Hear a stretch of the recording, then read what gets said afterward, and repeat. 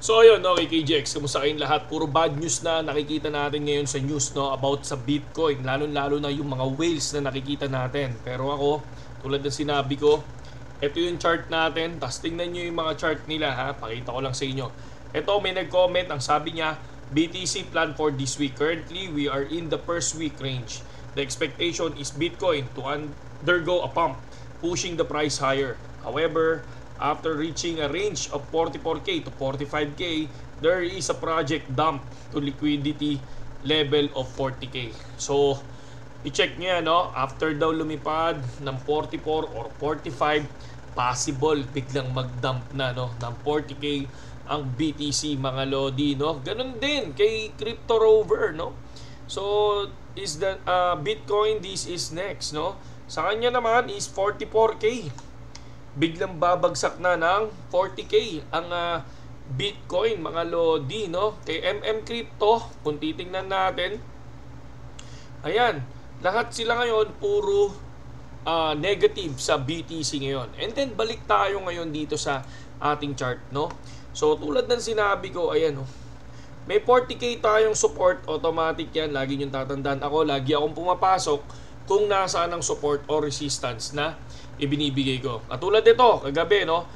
So, pumasok siya sa mismong support natin na break niya, pero hanggang 41,686. So, kung pumasok ka dyan, no, profit ka na. Yun yung sinasabi natin nung isang araw. And then, lumipad ka, syempre yung support mo, ayan yung magiging resistance mo ulit. So, para sa akin, ito yung ginawa nating graph na to. So, yan, lumipad from 4191 from ano na kamo, no? From 41,698, no?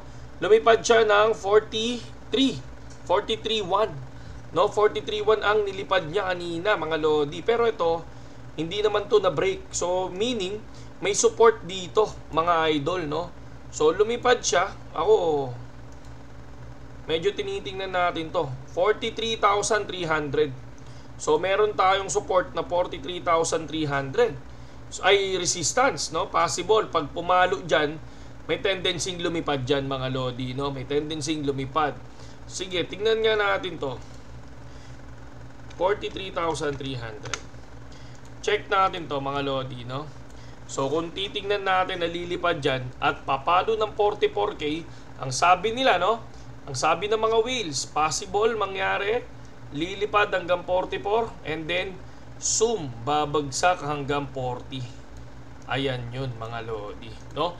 And then pag bumaksak yan, na-reject dito sa 40, aangat ngayon yan, mga lods. Yan yung nakikita natin dyan. So kung hindi umangat yan, mga lodi, ito yung pinaka long position natin, 39,800, mga idol.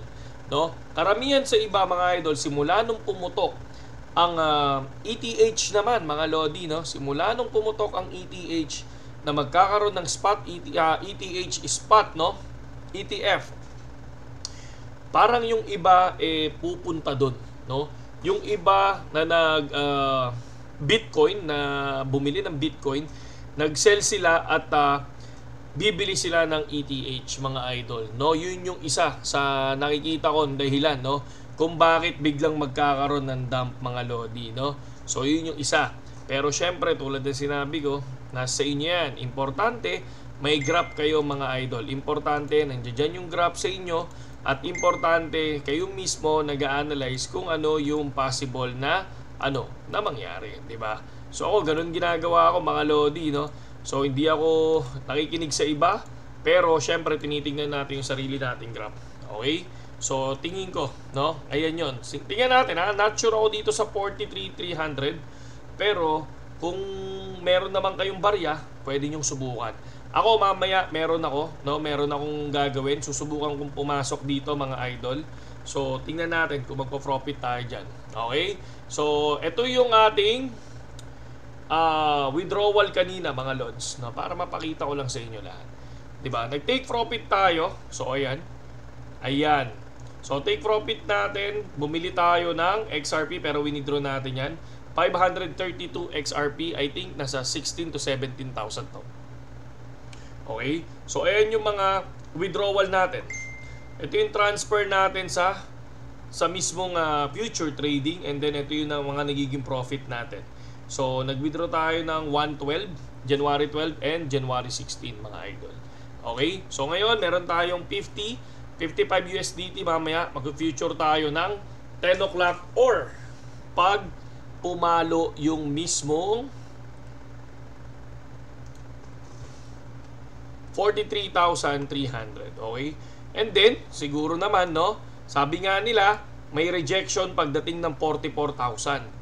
No, ngayon, kapag na-reject yung 44,000, possible bumaba. Pero pag hindi na-reject yan, lilipad yan hanggang 45 sa sinasabi nila. And then, dun daw magkakaroon ng lagapak, mga idol. No? So, yun lang yung ating news ngayon, mga Lodi. At para at least alam nyo lang kung ano yung mga ginagawa natin daily, kung paano tayo nag-a-analyze ng mga nangyayari-yari, no? So, syempre, tinitingnan din natin yung mga news. Okay? So, sa mga gustong pumasok sa BitGet, mga idol, at sumabay dito sa Telegram natin, mga Lods, babaguhin ko yung link ng Telegram para makapasok kayo, no? Yun, punta lang kayo sa description natin, nandiyan dyan yung link ng BitGet, at nandiyan dyan din yung Telegram link natin. Ayan, no? Okay, puro sila, ano ngayon? Eto, si CM. So, nagbigay siya ng TA kanina. So, ayan. So, sana profit sila, no, mga idol. Ako, tulad ng sinabi ko, ayan lang yung binibigay natin, mga Lods, no. Ito lang, ito lang yung binibigay natin. So, basta lahat ng pumasok dyan, alam nyo na. Kapag bababa, syempre, support. So, dun tayo pumapasok. Pag na-break, katulad nito, na-break siya, ang ganda, di ba? Ganda naman, kahit pa paano, profit kayo dyan. So, yun lang yung ginagawa natin. Hindi tayo nagbibigay ng biglaang TA. Basta ako, ito yung sinet natin. So, dun tayo papasok. Or dun ako papasok. Okay? So, yun lang sa ngayon KGX, ha. Sa mga panoorin nyo isang video natin, may good news si BitGet sa inyo. Lahat ng mga nag-Axie Infinity. Okay? So, yun lang. Sa ngayon KGX, magandang gabi sa inyo lahat.